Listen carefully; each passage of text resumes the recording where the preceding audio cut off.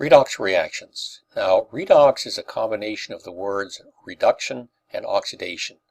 This lesson is designed to help you be able to separate out these two half reactions from an overall reaction and introduce you to the terms oxidizing agent and reducing agent. So let's look at example 1, showing sodium reacting with water to form sodium hydroxide and hydrogen gas. Now this is a well-known demonstration in high school. We see here a piece of sodium in tweezers just about ready to be dropped in a beaker of water. As soon as that happens, the sodium turns into a nice silvery ball and whizzes around the surface and gives off an orange flame until the sodium is all used up. This you will recognize as a single displacement or a single replacement. Either term is fine.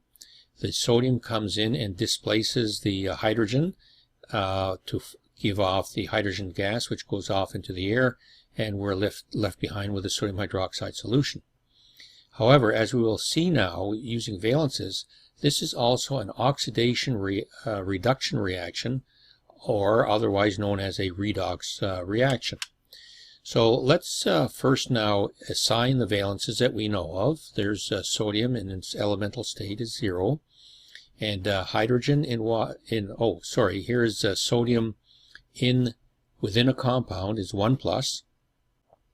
Now hydrogen in water is 1 plus. That is, each individual hydrogen is 1 plus, not the two of them, but just one of them. And over here in its elemental state, each hydrogen is 0. And by the way, you'll notice this equation is not balanced. There are 2 hydrogens on the left and 3 hydrogens on the right, but that's okay for the purposes of establishing the individual valences or oxidation states of elements. We do not need to have a balanced equation. That will come up later when we deal with the half reactions. So, what has been oxidized? If we look at the sodium going from 0 over to 1 plus, we see that is an increase in number, and that's why I like to more easily determine that it's an oxidation. The number has increased.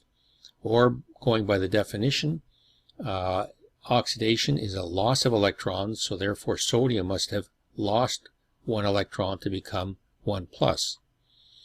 Now if we look at hydrogen, it has gone from 1 plus down to 0.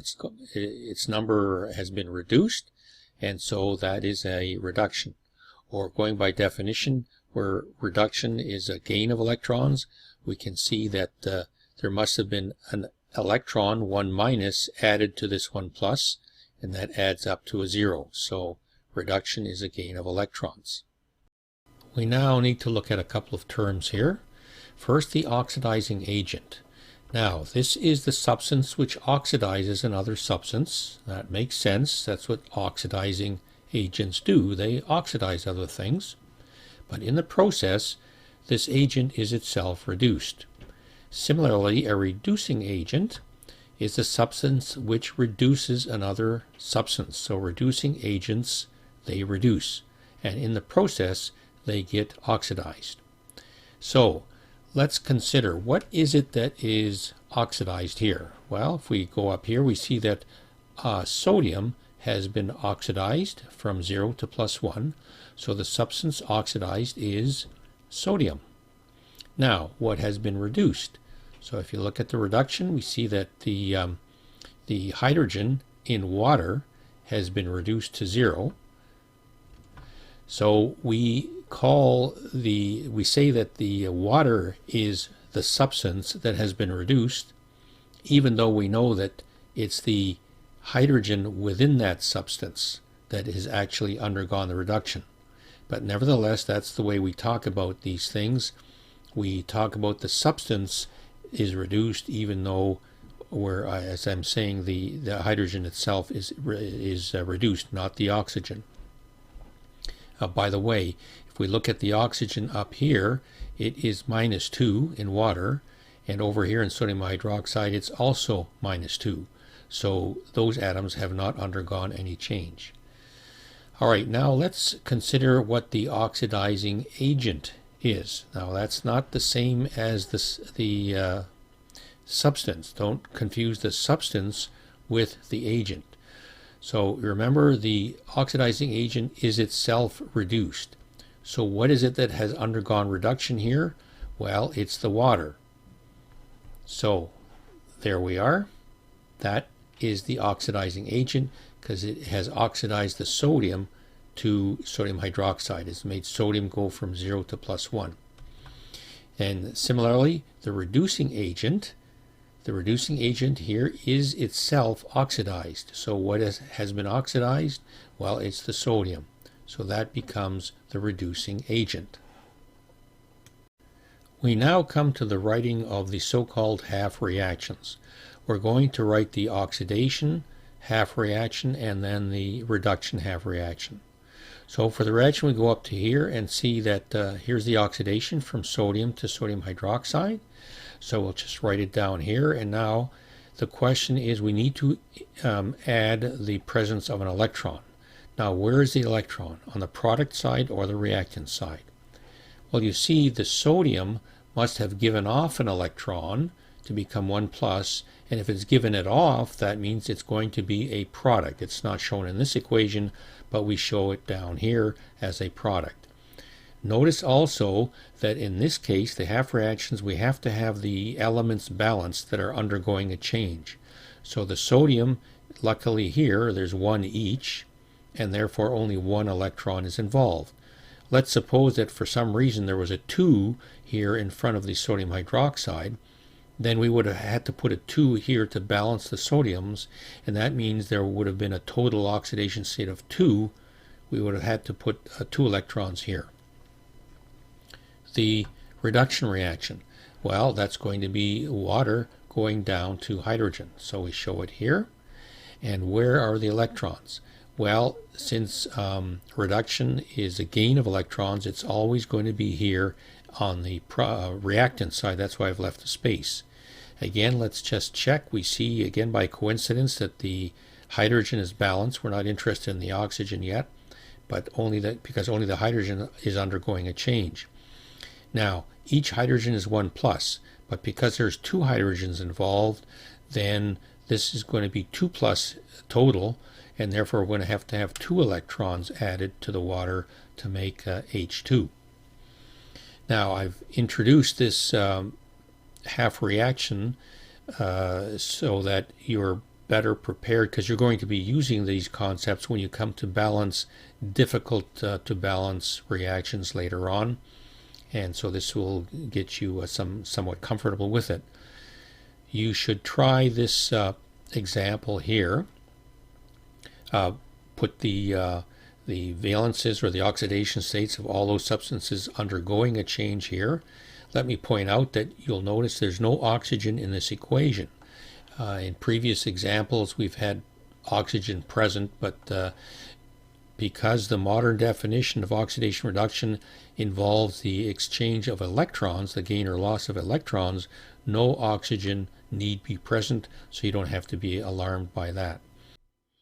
Now, you may recognize this is also a single displacement reaction where the chlorine is coming to react with the sodium bromide and displacing the bromine out of the sodium bromide into the bromine element. It's shown here nicely in this these diagrams. So here's a jar of chlorine water, and here is the beaker containing the sodium bromide aqueous. Now, rather than pumping chlorine gas into this beaker, because chlorine gas is a bit nasty, the same effect can be achieved by having chlorine water. So we still have chlorine molecules dissolved in the water, and when we pour it in, it has the same effect as bubbling chlorine gas.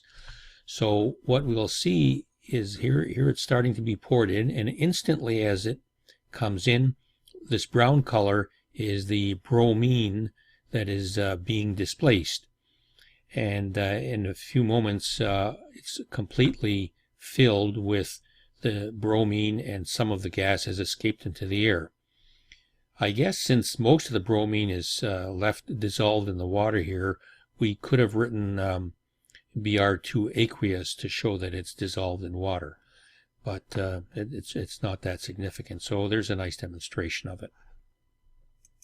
So follow the same process here as we did above. Stop the recording and then come back and see how you did. So let's see that you got all the oxidation states correct. Chlorine is 0 because it's an element, and here chlorine in a compound is -1. Bromine is undergoing the change. It's -1 here in the compound and 0 here as an element. So what is the substance oxidized? So we have bromine going from -1 up to 0, so it's a rise in oxidation state. So the sodium bromide will be the substance oxidized, and chlorine will be reduced from 0 down to -1. So here's the substances: sodium bromide oxidized and chlorine reduced. Notice the pattern here. The substance reduced is the oxidizing agent, and the substance oxidized is the reducing agent. Now the half reactions. The oxidation reaction will be sodium bromide going to bromine. So here's an example in which you had to balance the bromines. There were 2 here, but only 1 initially, so you have to put a 2 here. So that means, imagine the -1 here for bromine, but there's 2 of them altogether, so that's why we have to now have 2 electrons.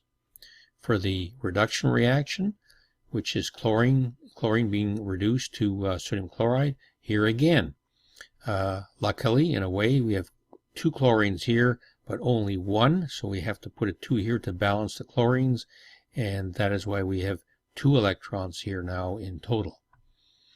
So that completes this lesson on redox reactions.